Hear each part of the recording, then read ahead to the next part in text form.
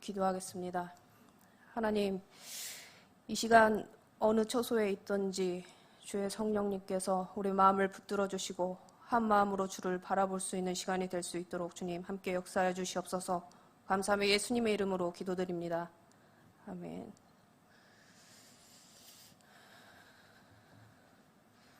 우리는 8월 19일 수요일부터 비대면 예배로 전환이 되고 지금 10일이 지났습니다. 성도님들은 이 기간 동안 어떻게 지내셨습니까? 저는 굉장히 여러 가지 마음이 드는 그런 기간이었던 것 같습니다.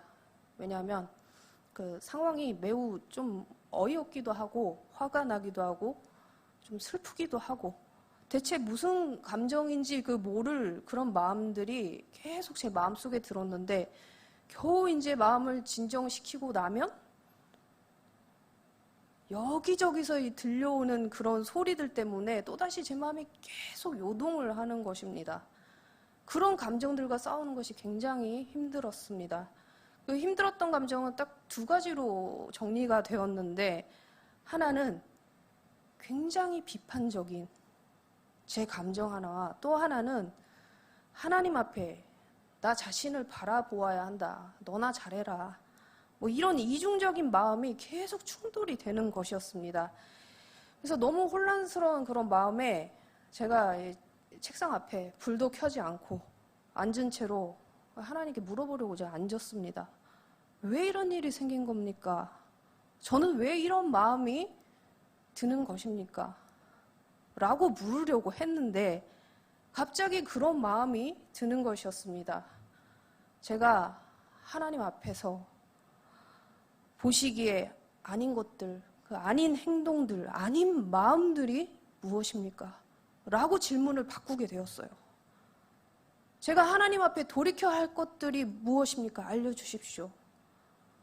어떤 상황을, 어떤 사람을, 나와 뜻이 같지 않았던 마음들을 비난했던 저의 여러 가지 모습들이 떠올랐습니다. 우리는 코로나로 인해서 굉장히 많은 것들을 제한당했습니다. 개인적인 사생활의 그 자유부터 시작해서 교회적으로는 예배가 당장 지금 그렇게 되었습니다. 내가 무엇 때문에, 무엇을 위해 그렇게 분노가 솟는 것일까? 하나님을 위한 대의와 명분이었다고 생각했는데 그 적나라하게 드러나는 심정은 그게 우선이 아니었다는 것입니다. 그냥 내 자유가 박탈되는 것, 그게 가장 싫은 마음이었더라고요. 사람은 다 이기적이고 자기 피해보는 것을 무척 끔찍히 싫어합니다. 마스크 쓰는 것도 지금 굉장히 버겁잖아요. 어디 나가야 되는데 맘 편하게 나가지도 못하잖아요. 사람들과 자유롭게 교제하는 것도 불편해졌고요. 그 밖에 여러 가지 것들이 나의 삶에 많은 것들을 침해당했다는 그 생각이 들지만 차분하게 겨우 눌러앉히고 괜찮은 줄 알았는데 이렇게 또 한 번 닥쳐온 이 위기 상황 가운데서 드러나는 속내는 저 뒤편으로 감추어 놓았던 우리는 공익을 위해서라고 나라를 위해서라고 주변을 위해서라고 외치진 않았나 그런 생각이 들었습니다. 저는 이번 주 한 주간 저의 자유를 스스로 제한하기로 했습니다. 넓지도 않는 집에서 책상 있는 방 한 칸에 저를 몰아넣고 저를 가두고 에어컨 바람이 이제 거실에서 나오니까 방까지는 잘 안 들어오죠. 그냥 선풍기 하나 딱 켜고 평소보다 더 많은 시간을 하나님 앞에 있기로 했습니다. 집 밖에 안 나갔어요.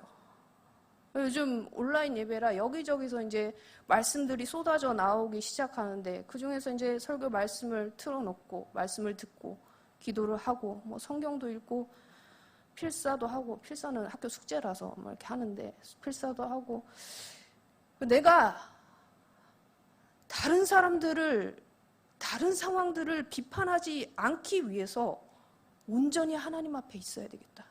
이것만이 나를 멈출 수 있다. 그런 생각이 들었기 때문입니다. 수요 예배 때 이상진 목사님께서도 비슷한 말씀을 하셔서 제가 좀 놀라긴 했습니다. 그리고 한편으로는 안심이 되었어요. 우리가 한 성령 안에 같은 마음으로 움직여지고 있다는 것이 좀 신기하기도 하고 감사하기도 했습니다.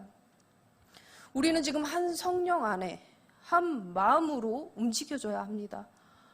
연초에 이제 코로나가 시작이 되고 우리가 많은 시간들을 돌아보았습니다. 반성도 하고 회개도 했어요. 그러나 지금 다시 교회가 멈춰지는 일이 생겼고 이 사태를 통해서 다시 생각해 보건대 아직도 우리는 한 마음으로 움직여지지 않았구나.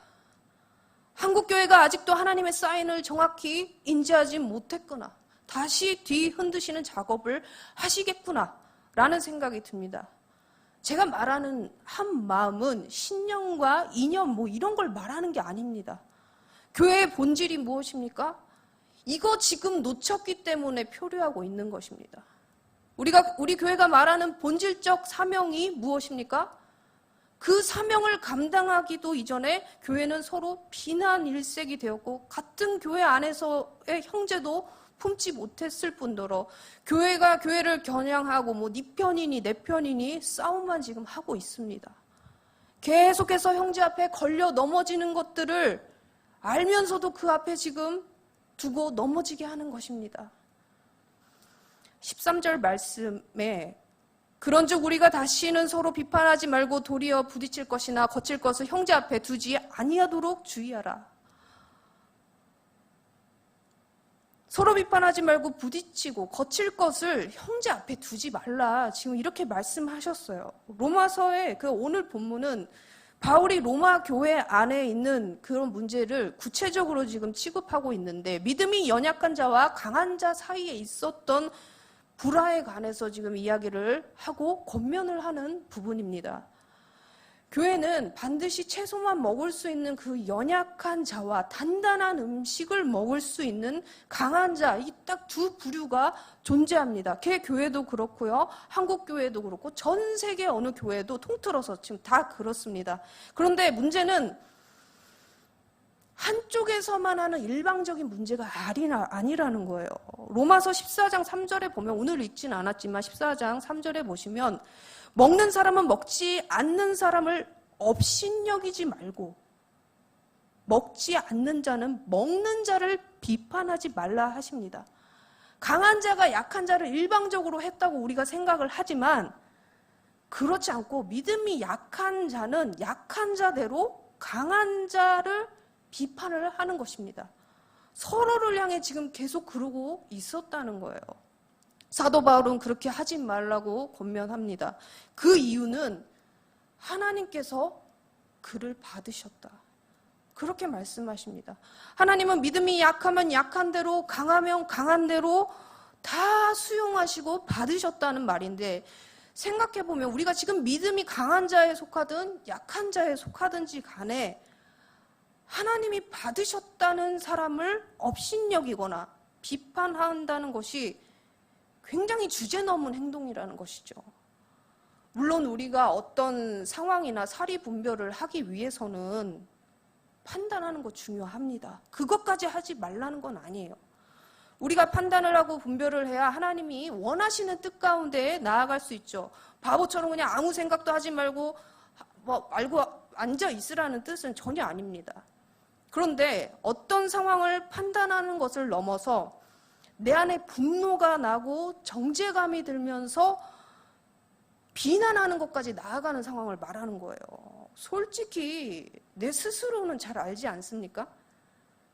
이것은 정당한 판단을 하기 위해서 하는 것이 아니고 누군가를 업신여기거나 내 뜻에 맞지 않아서 짓밟고 싶은 마음까지 가는 내 속마음을 아시잖아요. 솔직히. 결국 비판을 위한 비판을 하게 되는 그런 자신을 발견하게 됩니다. 그 상황까지 가지 않아야 된다는 거예요. 우리는 스스로 제어하기에 너무나 선을 넘을 때가 자주 발생하는 안타까운 내 모습을 발견하게 되는 거예요. 우리가 비난을 할 때 브레이크가 걸리지 않는 것은 무엇 때문입니까? 왜 거침없이 쏟아져 나가고야 마는 것일까요? 그 사람을 하나님이 받으셨다, 받았다, 이 부분을 우리가 놓쳤기 때문입니다. 저도 자주 하는 실수예요. 한국교회가 지금 자주 하는 실수가 이것입니다. 하나님이 사랑하셔서 그 사람을 받으셨다는 거예요. 정확히 말하면 자격 없는 자를 받으시고 구원하신 것. 그래서 예수님이 십자가를 지셨던 거잖아요. 그 십자가에 자격 없는 우리에게 오신 그저 은혜로만 베풀어 주신 그런 사건이죠. 하지만 지금 사람이 사람을 향하는 그 시선은 구원받을 만한 자인지 아닌 자인지를 우리가 판단하고 있다는 것입니다. 나의 교만인 것이죠. 말씀은 노골적으로 물어봅니다. 14장 4절에 너는 누구이기에 남의 종을 판단하느냐 묻습니다. 그가 서 있든지 넘어져 있든지 그것은 자기 주인이 관여할 문제라고 나와 있습니다. 우리가 모두 다 하나님의 종인데, 종으로 있는데 종을 평가하는 것은 다른 종을 평가하는 게 아니라는 것이죠. 그건 주인이 할 일이고 그 종이 누워있던 서있던 네가 참견할 몫이 아니야. 그가 누워있던 그 상황이 주인이 원하던 뜻이었을런지 너는 알 길이 없잖아. 그럴 권리가 없다는 거예요. 그렇게 하실 권능은 주님께로 나온다는 것을 말씀해 주시고 계십니다. 그리고 마지막 때에 모두가 다 하나님 심판대 앞에 설 수밖에 없다는 것을 말해 주시는데 그 말은 비판하는 너가 내 앞에 설 때 낱낱이 드러나게 될 것인데 너가 옳다고 생각하여 비판한 네 모습도 하나님 보시기에 아니었으면 어떻게 할 거니? 라는 이 물음이 지금 우리에게 남겨지고 있는 것이에요. 오늘 본문의 이슈가 된 음식은 다들 아시겠지만 그 우상에게 바쳐진 음식에 관한 문제를 지금 말하고 있습니다. 그 음식을 먹어도 되냐, 먹으면 안 되냐 가지고 지금 시비가 붙는 것이죠. 믿음이 강한 자들에게는 사실 우상에게 바친 이 음식이 그 음식 자체로서는 부정할 것이 없다는 것을 알고 있어요. 그 이유는 그 우상부터가 가짜잖아요. 가짜인데 가짜에게 바쳐진 그 음식이 부정해질 리가 없잖아요. 오직 하나님만이 참 신이신데 그 우상이 뭐라고 그 앞에 올려진 것들을 먹게 된다고 내가 뭐 어찌 될 일이 없다는 거예요. 믿음이 강한 자들은 그걸 알고 있었다는 것이죠. 한편으로 우상에게 바쳐진 음식을 아주 부정하다고 여기고 그 음식을 먹는 것이 신앙을 저버리는 것이다 생각하는 부류도 있었습니다. 그 사람의 신념이 그렇다고 하면 그 음식은 부정한 거예요. 절대 먹어서는 안 되는 거예요.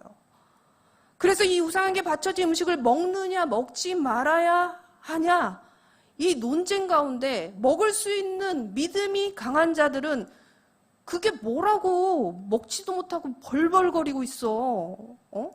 생각하면서 오히려 믿음 없는 것들이라고 못 먹는 사람들을 업신여겼고 부정한 음식을 부정한 것이라고 먹지 않는 그들이 부정하다고 못 먹는 그들이 먹는 사람들을 보고 또 비난을 막 합니다. 서로 믿음이 없는 것들이라고 생각을 하면서 그랬겠죠. 연약한 자들은 믿음이 강한 자들이 그 음식을 먹는 것을 보고 굉장히 시험이 듭니다. 상처받는 일이 생겼어요. 사도 바울이 권면하는 것은 형제가 음식 문제를 가지고 망하게 하지 말라고 말을 합니다. 지금 우리에게 지금 우상에게 바쳐진 재물을 먹느냐 안 먹느냐, 우상에게 바쳐진 그 고기를 먹느냐 안 먹느냐가 지금 확 와닿지 않을 수 있을 것 같은데 제가 확 와닿을 수 있게 질문을 한번 드려볼게요. 예를 들어서 지금 믿는 사람들이, 교회 다니는 사람들이 금기시되어 있는 그 술을 사역자인 제가 마실 수 있을 것 같습니까? 없을 것 같습니까? 두 번째 질문 드릴게요. 성도님들이 생각하시기에 제가 술을 마시면 될 것 같습니까? 안 될 것 같습니까? 대답을 굳이 하지 않으셔도 답은 정해져 있을 것 같아요. 저라는 사람은 단단한 음식 못 먹을 때, 채소도 못 먹을 때, 진짜 이유식 뭐 이런 거 먹을 때 오해하지 마세요. 제가 술을 남들은 끌려가서 어쩔 수 없이 그 자리에서 마셨다고 하지만 저는 좋아해서 스스로 찾아가서 먹었던 사람이에요. 그래서 다시 신앙생활을 다시 할 때 하나님께 이렇게 기도한 적이 있었어요. 왜 기억이 나냐면 지금 생각하면 너무 어이없으니까 차라리 기도라도 하지 말지. 어이없었기 때문에 지금까지도 제가 기억이 나는데, 하나님, 다른 것은 다 끊고 하지 말라는 거 다 안 할 수 있는데 제발 저에게 술 끊으라는 얘기 하지 마세요. 저 술 못 끊습니다. 교회 다녀도 좀 먹을 수 있게 해주세요. 이렇게 진짜 제가 기도를 했어요. 그 당시에 제가 주 5파, 주 5일은 술 먹었던 사람이었던 것이죠. 나중에 제가 진짜 주님을 만나고 이 병만 봐도 울렁거려서 못 쳐다보겠는 그런 은혜를 주셔가지고 자연스럽게 먹기도 싫어지더라고요. 그런데 제가 지금 현재 그 술을 못 먹을 것 같습니까? 저에게는 모든 것이 가해요. 사도 바울 또한 우상에게 바쳐진 음식, 그 음식 자체로는 부정한 것이 없다는 것을 주 예수 안에서 확신한다고 말을 합니다. 확신하는 바 스스로 속된 것은 없다고 말을 해요. 저 또한 그 술이 저를 어쩌지 못하는 것을 제가 압니다. 제가 술이 굉장히 세서 맥주 한 캔 정도는 그런 음료수 취급도 안 돼요. 축에도 안 들어요. 그런데 제가 안 먹는 이유는 무엇이겠습니까? 신앙적인 그 여러 가지 이유가 있지만 오늘 말씀 부분으로만 적용해 보자면 제가 아까 드렸던 두 번째 질문 때문이에요. 성도님들이 생각했을 때 사역자가 술을 먹으면 됩니까? 안 됩니까? 제가 술을 먹잖아요? 혹시 편의점에서 이렇게 술 사가지고 집에 가다가 누군가에게 발견이 딱 된다. 그러면 제가 여러분 앞에 거칠 것을 두는 것과 같아요. 시험이 드시는 거예요. 그랬을 때 저의 행동이 형제가 근심하게 만드는 행동이고 망하게 하는 행동이라면 저는 그 행동을 사랑으로 행한 게 아니게 됩니다. 우리의 모든 행동은 나의 자유보다 내 유익보다 연약하여 걸려 넘어질 수 있는 지체들을 생각하는 게 먼저라는 거예요. 나에게는 모든 것이 가한데 나의 양심의 자유를 사용하는 데 있어서는 조심과 지혜가 필요하다는 것이죠. 15절 하반절에 정확히 이렇게 나와 있어요. 그리스도께서, 띄워주세요. 그리스도께서 대신하여 죽으신 형제를 내 음식으로 망하게 하지 말라. 형제인데 어떤 형제라고요? 그리스도께서 대신 죽은 형제. 내가 너의 형제, 그 형제 또한 예수 그리스도의 핏값으로 샀고 너의 그 행동으로 인해서 망하게 된다면 여기서 지금 음식으로 말을 했지만 음식을 포함한 모든 비본질적인 것들을 얘기를 합니다. 본질이 아닌 비본질적인 것 가지고 형제를 망하게 하거나 실족하게 만드는 일이 없어야 한다는 거예요. 로포투스 멜데니우스라는 그 신학자가 말한 명언이 있습니다. 띄워주세요. 본질적인 것들에서는 일치를, 비본질적인 것들에서는 자유를, 모든 것에서 사랑을. 이런 말이 있어요. 예수 그리스도만이 우리의 참된 구원자이심을, 그 진리에 관한 본질은 우리가 무조건 일치해야 됩니다. 복음은 타협할 수 없어요. 구원의 방법이 여러 가지로 접근할 수 있다? 그런 거 없어요. 확실한 복음을 붙드는 자들에게 모든 것이 가할 수 있는 자유가 있습니다. 주 안에 분명히 자유함이 있어요. 그러나 그 자유를 넘어 사랑이란 것으로 내 자유를 묶어서 통제하고 나가야 하는 것이 참 신앙인의 모습입니다. 그래서 16절 말씀에 한번 같이 보시죠. 그러므로 너희의 선한 것이 비방을 받지 않게 하라. 쉬운 성경으로 다시 한번 보시죠. 그러므로 여러분이 옳다고 생각해서 하는 것이 오히려 비난의 대상이 되지 않게 하십시오. 우리는 분명히 내가 옳다고 주장하는 것과 소신이 있어요. 분명 자기만의 생각과 색깔이 있다는 것이죠. 그런데 그것이 아무리 선한 것이라 할지라도 비방을 받도록 주장하면 안 된다는 거예요. 나의 주장은 아무리 맞다고 할지언정 하나님이 받으셨다는 그 한 사람을 실족시킬 만큼 그 주장을 관철해야 된다는 말입니까? 본질은 그리스도의 사랑이에요. 사랑 없이 하는 것 다 유죄입니다. 사랑으로 하는 권면과 말은 상대가 실족하지 않습니다. 사랑은 내 안에서 창출될 수 있는 것이 아니기 때문이죠. 내가 그리스도의 사랑과 권면이 나를 통제하면서 상대에게 권면을 하여 말할 때 그리스도의 사랑이 그 사람의 마음을 통치할 것입니다. 옳음이 비방으로 들리지 않고 옳음으로 제대로 전달되어져서 상대가 인정을 하고 사랑으로 느끼게 됩니다. 그러면 실족하지 않는 거예요. 내가 옳다고 생각하는 것, 선하다고 생각하는 것이 있다면 꼭 사랑으로 행하여서 비방받지 않도록 지혜 있게 하는 것이 믿는 자들 가운데서 이루어져야 할 일일 것입니다. 그런 자들이 넘쳐난다면 서로 기분 나쁠 일이 뭐가 있겠어요. 사실 우리가 다 그런 지혜가 조금씩 떨어지는 것이죠. 우리 모두에게 그리스도의 사랑이 깊어지는 면과 지혜가 충만해지기를 바랍니다. 그렇게 되면 하나님 나라는 풍성해질 거예요. 하나님 나라는 죽어서 가는 나라만이 하나님 나라가 아니에요. 이 땅에 이미 하나님 나라가 도래했고 이 땅에서부터 살아내야 나중에 가게 될 하나님 나라가 어색하지 않죠. 우리가 추구해야 할 하나님 나라는 어떤 나라입니까? 17절 말씀 함께 읽어보실까요? 하나님의 나라는 먹는 일이나 마시는 일이 아니라 성령 안에서 기쁨입니다. 하나님 나라는 이 땅에서 먹고 마시고 쟁취하고 싸우는 일에 있지 않습니다. 어차피 우리가 발을 딛고 사는 이 땅은 주님 오실 때 다 불로 소멸될 것입니다. 거룩하지 않은 그 모든 것들은 성령의 불 가운데 다 타버릴 거예요. 이 땅에서 싸우고 쟁취해야 할 것들이 공동체에 대한 신실함과 공동체의 평안, 공동체가 누리는 기쁨보다 더 중요합니까? 내가 무슨 행동을 하던 자유지만 내 옆에 있는 사람이 불편하고 힘들어한다면 그 즉시 스탑. 할 수 있는 양심의 제한. 사도 바울은 자기가 고기 먹는 것으로 인해서 누군가가 실족한다고 하면 나는 고기 영원히 안 먹겠다. 나는 가하지 않겠다. 내 권리, 내 자유를 제한하겠다고 선포를 했습니다. 이것이 하나님의 통치를 받고 살아가는 삶, 성령 안에 살아가는 자의 삶의 특징입니다. 그래서 우리는 공동체 안에서 화평하는 일과 서로 덕을 세우는 일에 힘써야 되고 이것이 교회 안에서 그리스도인의 본질적인 책임입니다. 이렇게 하는 것은 결론적으로 교회의 머리가 되신 그리스도를 섬기는 거예요.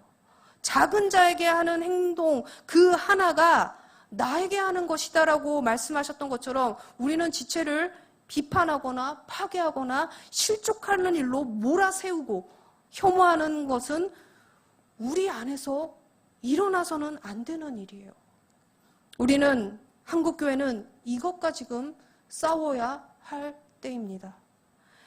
믿는 자부터 믿지 않는 자까지 걸려 넘어지게 하는 부분이 있다면 그것이 아무리 옳은 일이라 해도 잠깐 멈추고 예수님이라면 어떻게 하셨을까? 반드시 고민해야 할 것입니다. 나는 모든 것을 할 수 있습니다. 그러나 성령 안에 살아가는 삶은 그리스도의 통치를 받는 것입니다. 예수님은 타인에게 무례하게 대하거나 실족하게 하거나 하나님을 등지게 하는 일은 없으셨다는 거예요.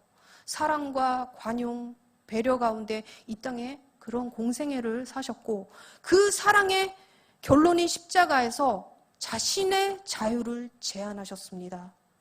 십자가에서 내려오실 권리도 자유도 가지고 계셨는데 말입니다. 그러나 그 권리를 사용하지 않고 아버지의 뜻대로 아버지께 통치를 맡긴 채 십자가에서 죽음을 선택하신 것입니다.